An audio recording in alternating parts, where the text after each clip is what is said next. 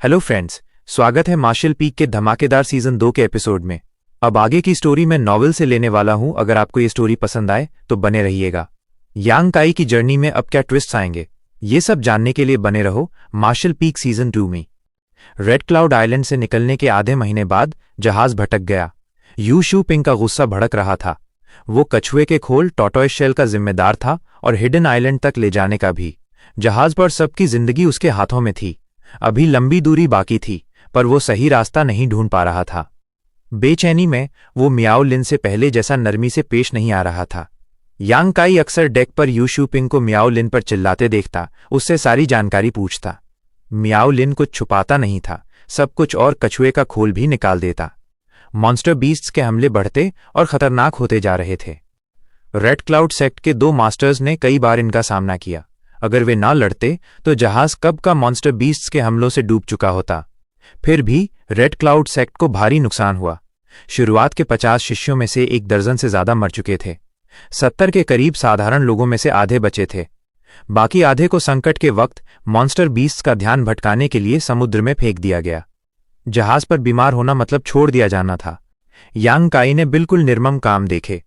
साधारण लोग जो विरोध नहीं कर सकते थे अपनी मदद की चीखें सुनाते, पर रेड क्लाउड सेक्ट के शिष्य उन्हें मॉन्स्टर बीस्ट्स के मुंह में फेंकते जैसे रोज का काम हो, बस थोड़ी सी भी हिचकिचाहट के बिना। यहां लोगों की जिंदगी एक सरसों के दाने जैसी थी। बचे हुए साधारण लोग रोज डर और बेचैनी में जीते। 3 दिन बाद जहाज के लोग और डर गए। जहाज एक ही जगह पर चक्कर लगा रहा था। हिडन आइलैंड की सही जगह नहीं मिल रही थी।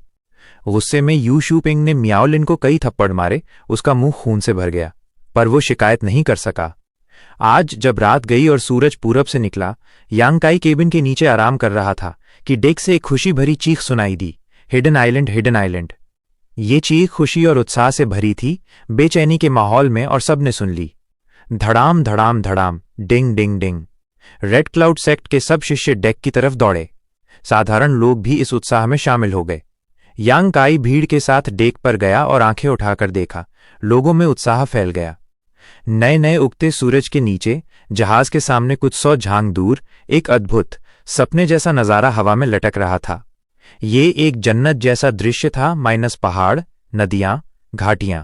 आसमान में परिंदे उड़ रहे थे। पहाड़ों से डिंग डोंग की आवाज आई, कानों में पड़ी। जहां तक नजर जाती ये सुंदर नजारा दिल को छू रहा था।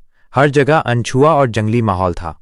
लगा जैसे हजारों साल से किसी ने इस खजाने वाली धरती पर कदम नहीं रखा। कई दुर्लभ फूल, तेज हवा और हरियाली से भरे पेड़ पौधे थे। कई अजीब जानवर जिनका नाम किसी को नहीं पता था, आंखों के सामने चमके। जानवरों के झुंड ने रंग बिरंगी चमक ला दी।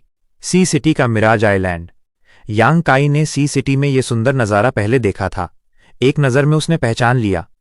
अफवाहें थीं कि सी सिटी का मिराज आइलैंड एक संरक्षित दृश्य था जो किसी खास वजह से 10,000 मील दूर दिखाई देता था। पर इस बार का मिराज पहले से अलग था।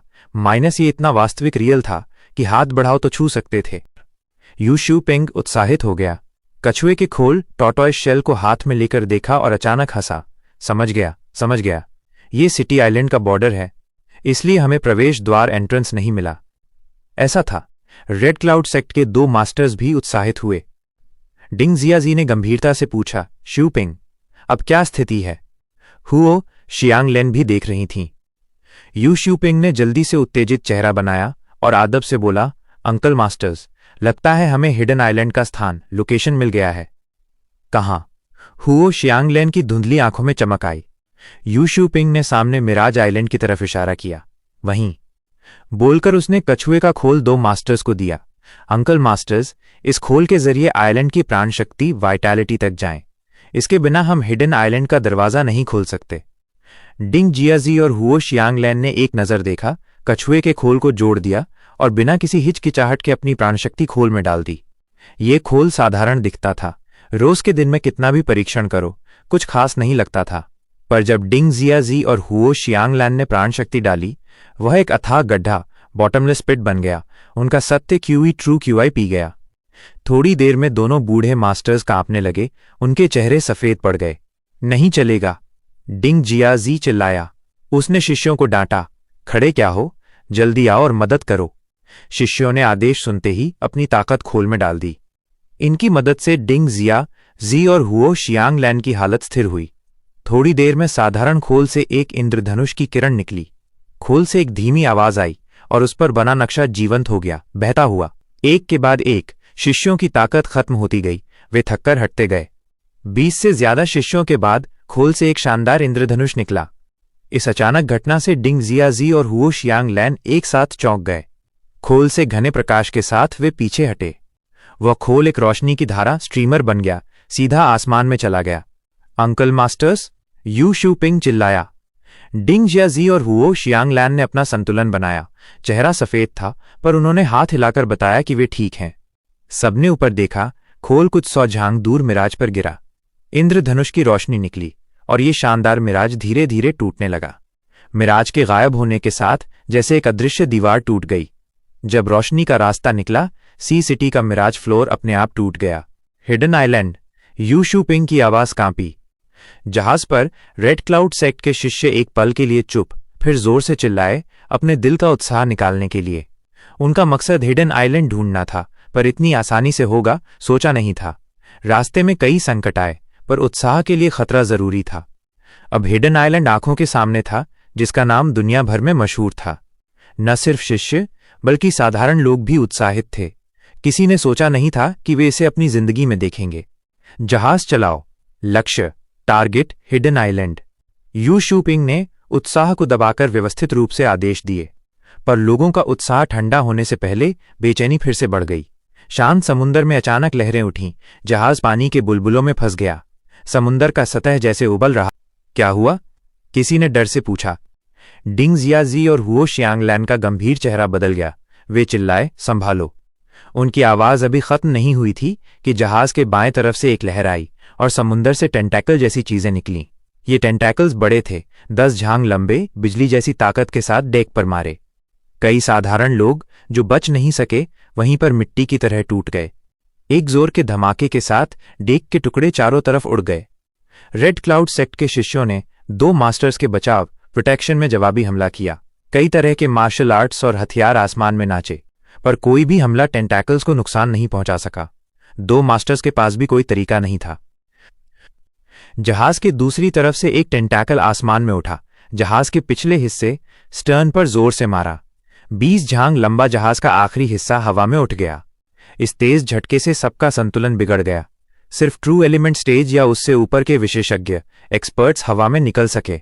बाकी योद्धा, वॉरियर्स और साधारण लोग जो मौत की तरफ जा रहे थे डरकर भाग गए। शांत रहो, सब शांत रहो, यू शूपिंग ने पूरी ताकत से चिल्लाया। पर अब कैसे लोगों को शांत करता? हुआ। 7-8 टेंटैकल्स एक साथ समुंदर से निकले, जहाज के अंदर घुस गए, उसे समुंदर में खींचने लगे। टेंटैकल्स की ताकत से सब डूबने लगा। ये मॉन्स्टर बीस्ट्स का आइलैंड है। डिंग जियाजी ने यह दृश्य देखकर डर से चिल्लाया। आइलैंड के मॉन्स्टर बीस्ट्स की ताकत उसकी सोच से बाहर थी। वो इन हमलों का सामना नहीं कर सकता था।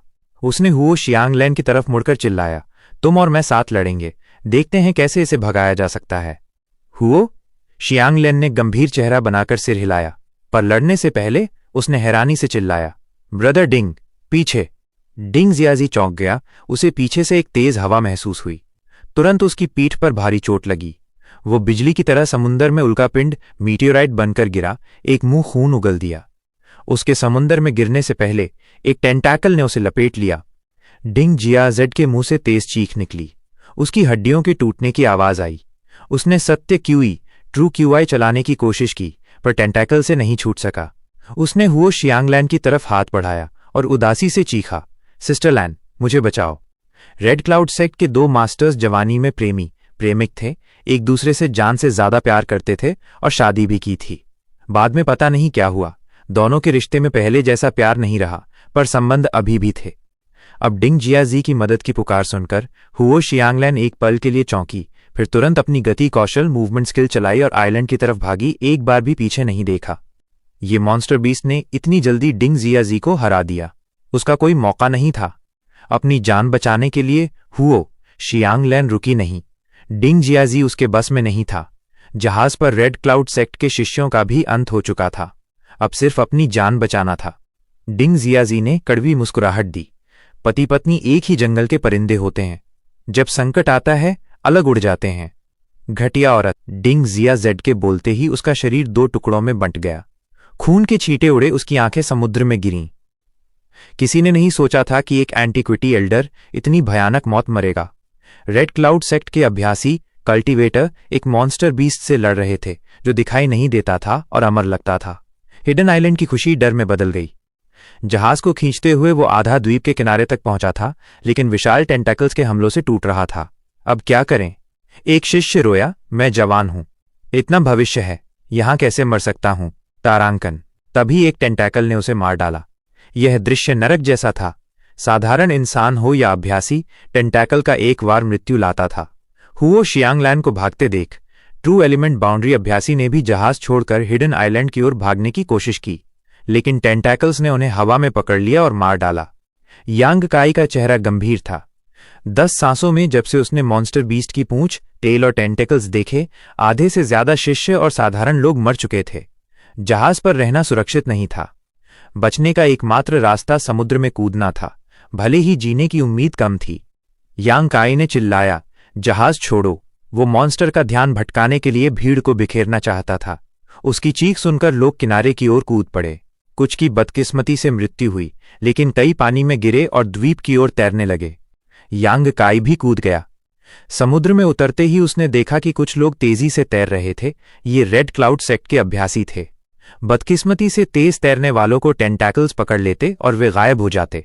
साधारण लोग जो धीमे तैर रहे थे अक्सर बच जाते। यांग काई ने सांस रोककर अपनी आभा ऑरा छिपाकर लकड़ी के टुकड़े की तरह धीरे धीरे तैरा। टेंटैकल्स को उसमें कोई रुचि नहीं थी, लेकिन तभी एक प्लॉट की आवाज आई। पीछे मुड़कर देखा तो एक रेड क्लाउड सेक्ट शिष्य उसकी ओर तैर रहा था। उसने यांग काई का कंधा पकड़ा और उसे टेंटैकल की ओर फेंकने की कोशिश की। यांग काई ने तुरंत अपनी युआन क्यूआई चलाई, नीचे डूबा और शिष्य के कंधे पर मुक्का मारा, उसे पीछे धकेल दिया। शिष्य हैरान चिल्लाया, तुम? उसे नहीं पता था कि यांग काई अभ्यासी कल्टीवेटर है। तभी टेंटैकल ने उसे पकड़ लिया और टुकड़े टुकड़े कर दिया। यांग काई ने कोई हलचल नहीं की। टेंटैकल के समुद्र में लौटने के बाद वो धीरे धीरे हिडन आइलैंड की ओर तैरा। 1 घंटे में वो किनारे पर पहुंचा और रेत पर गिर पड़ा। डर धीरे धीरे कम हुआ। उसने टेंटैकल से बचने का तरीका ढूंढ लिया था। तभी उसे एक हल्की हाँफने की आवाज सुनाई दी। 10 मीटर दूर युआओ किंग घुटनों पर बैठी थी। भीगे कपड़े उसके शरीर से चिपके थे। उसकी सुंदरता के बावजूद यांग काई उसकी जहरीली फितरत जानता था। उसने मियाओ लिन को बहकाकर समुद्र में फेंकवाया था। यांग काई चुपके से द्वीप के अंदर घुस गया। रुक! यू आओ किंग ने चिल्लाकर उसे रोका। यांग काई ने अनसुना किया। मैंने कहा रुक! यू आओ किंग उसके सामने आ गई। यांग काई का चेहरा ठंडा रहा। जहाज पर वो सावधान था, लेकिन अब नहीं। यू आओ king separation and reunion stage में थी, उससे एक स्टेज ऊपर, लेकिन यांग काई को भरोसा था कि वो भाग सकता था। यू आओ किंग ने उसे घूरा, हैरान कि वो डर नहीं रहा।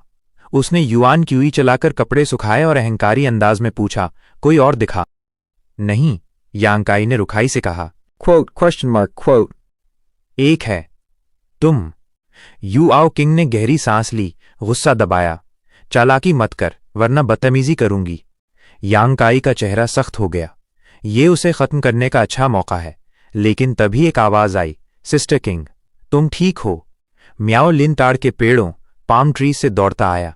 उसके साथ एक और शिष्या झांगयू थी। 3 रेड क्लाउड सेक्ट शिष्य देख यांग काई रुक गया। वो कैसे नहीं डूबा? यू आओ किंग ने गुस्से में कहा। बुरा इंसान 1000 साल जीता है, यांग काई ने फुसफुसाया। यू आओ किंग ने उसे ठंडी नजर दी, लेकिन मुस्कुराई। म्याओ लिन ने खुशी से कहा, सिस्टर किंग, तुझे देखकर अच्छा लगा। यू आओ किंग ने अहंकारी सिर हिलाया और पूछा, सिर्फ तुम ही हो? हाँ, मैं और सिस्टर झांगयू, म्याओ लिन ने जवाब दिया। 4 लोग अब एक समूह में थे। यांग काई साधारण इंसान के वेश में चिंतित था। यू आओ किंग ने समुद्र की ओर देखा। जहाज टुकड़ों में टूट चुका था, पानी लाल था और शार्क्स मंडरा रही थीं। क्या हम वापस जा सकते हैं? यू आओ किंग ने धीरे से कहा।